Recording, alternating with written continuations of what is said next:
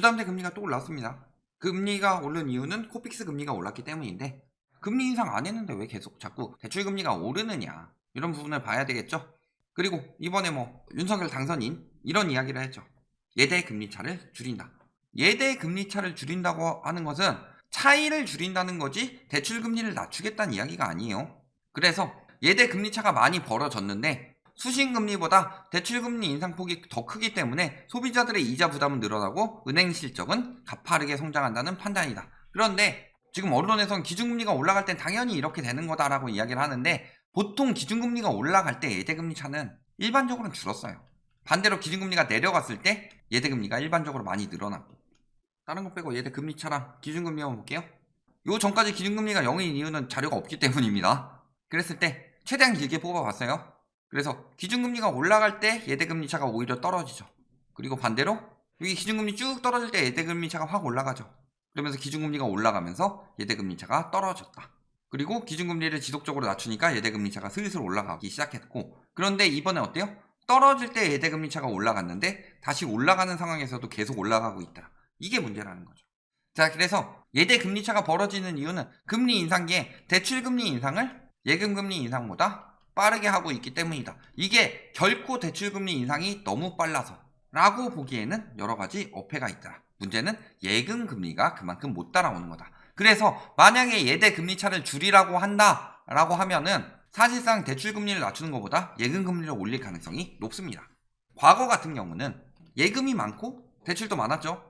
근데 과거에 비해서 예금보다는 대출이 많이 늘었죠. 그래서 대출금리를 낮추는 것보다 예금금리를 높이는 게 은행 입장에서는 부담이 덜 되는 상황이니까. 작년에 이자 이익이 엄청나게 많이 늘었대요. 12%나 증가했다. 그런데 문제는 그 전에 이자 이익이 너무 적었던 것일 수도 있죠. 왜냐? 20년에는 역대급 금리 하락이었으니까.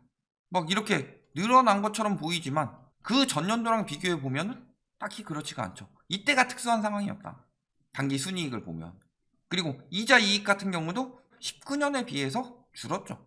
그리고 대손 비용이 43%나 감소했대요. 근데 지금 문제는 뭐예요? 원래 지금 바젤3의 LCR 적용이 3월이었죠. 예대율이랑. 이거 또 밀렸죠. 소상공인이 살아나지 못하니까 대출 또 연장해줘서. 그래서 요거를 대비해야 되는데 대손 충당금이 오히려 줄어들고 있다. 그래서 저번에 뭐라고 그랬어요? 대손 준비금 및 대손 충당금을 더 확충하라고 이야기가 나왔죠. 그렇다는 것은 한계가 있다. 풀어주는 것에.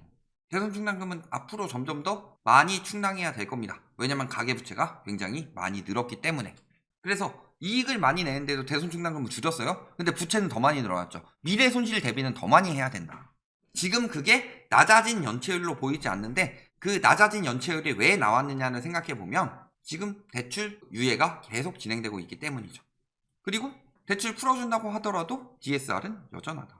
안 된다. 대출 완화를 빨리 해야 된다. 지금 대출 완화해달라고 하는 인간들이 미친 인간들이에요. 거기까지 경제를 잘 모르는가.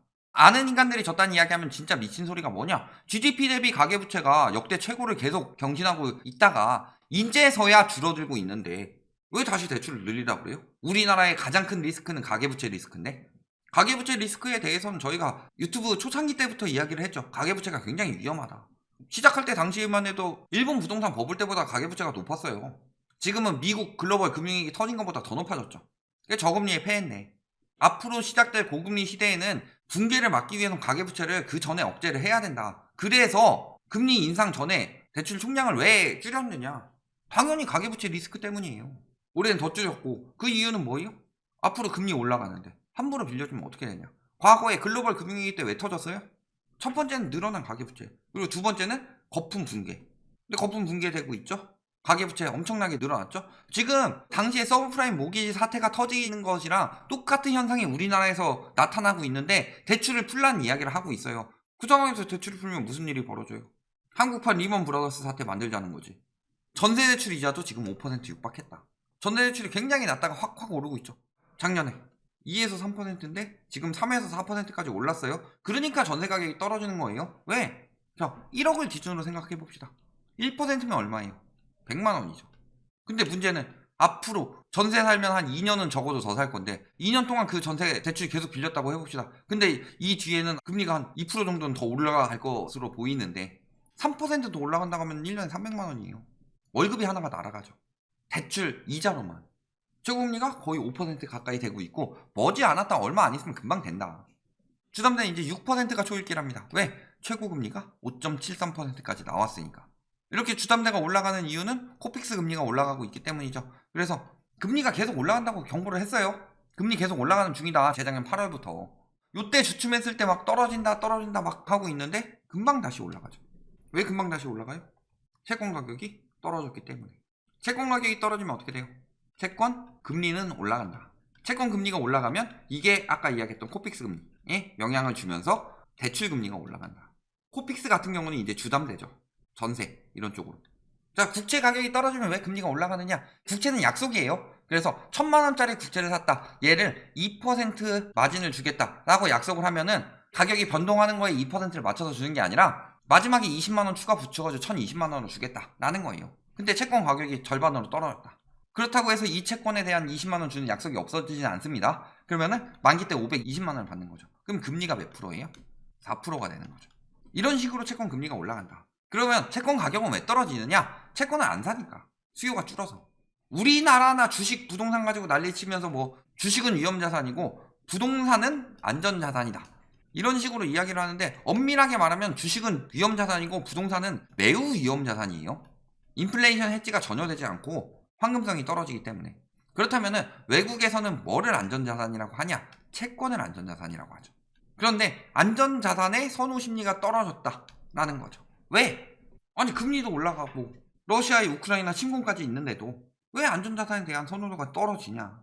뭐 금리를 뭐 급격히 올리지 않을 거다, 예상대로다 이런 이야기들로 자꾸 부추기면서 예견된 위험은 위험이 아니다 이런 식으로 이야기를 하니까 단기적으로 시장금리를 조정한다고 그랬는데 단기적으로 시장금리가 조정되지 않고 오히려 상승하는 사태가 벌어졌다. 안전자산 선호가 아니라는 거죠. 미국에서 금리 올렸는데 주식이 오르고 있어요. 환율은 떨어지고. 정신 나간 짓이에요 지금.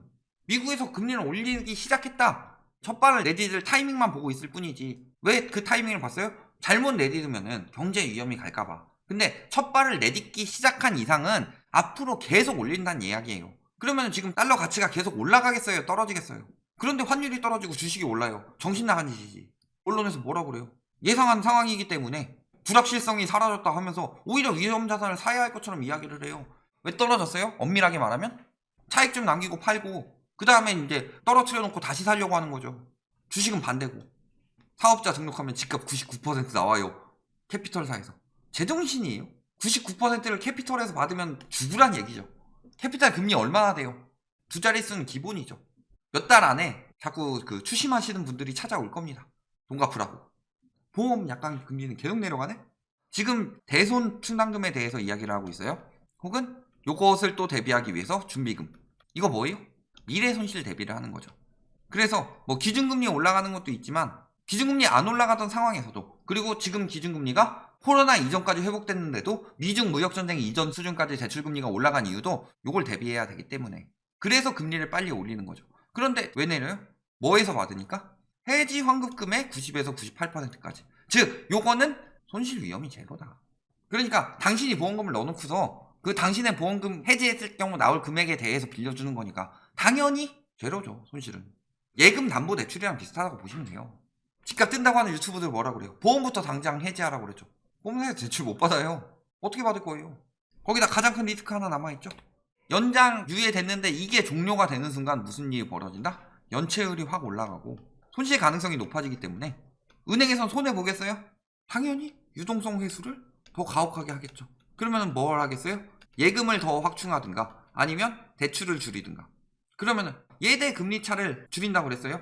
그랬을 때 대출을 줄이려면 어떻게 해야 돼요? 대출 금리를 높여야 되죠. 그러면 대출 금리를 높이면 예대 금리 차가 줄겠느냐? 그렇다면 어디로 가겠어요? 예금을 높이는 형식으로 가겠죠. 예금 금리를 높여야 예금이 많이 되겠죠. 그러면은 예금으로 사람들의 자본이 몰린다. 이렇게 됐을 때 유동성이 예금이라는 안전자산으로 이동하게 된다면 위험자산인 주식, 코인, 부동산은 매우 위험해지겠죠. 그 중에서 특히 위험한 거. 지금 재건축 엄청나게 뛰어요. 재건축에 투자하는 이유 뭐예요? 예금 금리 낮고 대출 금리 낮으니까 들어갔던 거예요. 쉽게 돈 빌리고 예금해봤자 돈이 안 되니까. 근데 재건축은 조합 만들어진 뒤에도 입주 때까지 8.5년이 걸려요. 그렇다면 이때까지 쥐고 있는 걸 생각을 해봤을 때 왜냐면 쥐고 있을 수밖에 없죠. 오세훈 시장이 조합 설립 기준으로 그 이후에는 분양권 안 준다고 했으니까 8.5년 동안 그 올라가는 대출금리에 빌린 돈에다가 요거 계속 가지고 있는데 신축 가격이 불안정한 여기다 넣어놓을 것이냐 아니면 올라간 금리에 예금을 넣어놓을 것이냐. 가장 위험한 건 재건축이다. 지금 그러니까 털어낼 것들을 자꾸 팔려고 하는 거예요. 2017년에 똘똘한 채 이야기하면서 서울에서 엄청 팔아지켜서 지방 샀어요. 그리고 똘똘한 채 붐 끝날 때쯤에 당연히 규제 들어갈 거 아닐까. 풍선효과 이야기하면서 그때 가격 올려가지고 똘똘한 채 팔아서 차익 남긴 걸로 그거 사놓고 풍선효과로 팔아서 차익 남기고 그거 다 시중 부동자금으로 들어간 거잖아요. 그러니까 대출이 늘어나고 시중 부동자금이 동시에 늘어나지. 그러니까 누군가는 팔아서 차익 남기고 누군가는 빚 잔뜩 내가지고 사고 있었다. 이게 답이에요. 결론 뭐예요? 기준금리 계속 올라갈 겁니다. 미국에서 시작됐어요. 양적 긴축도 들어갔습니다. 그리고 두 번째로 단기적으로 채권금리가 떨어져야 되는 상황인데 오히려 올라가고 있다. 그래서 이게 대출금리를 자극하고 있다. 근데 장기적인 건 확실하죠. 인플레 가속. 이거는 그 요소가 러시아, 우크라이나 침공 때문이죠. 그래서 이자가 계속 올라가고 있어요.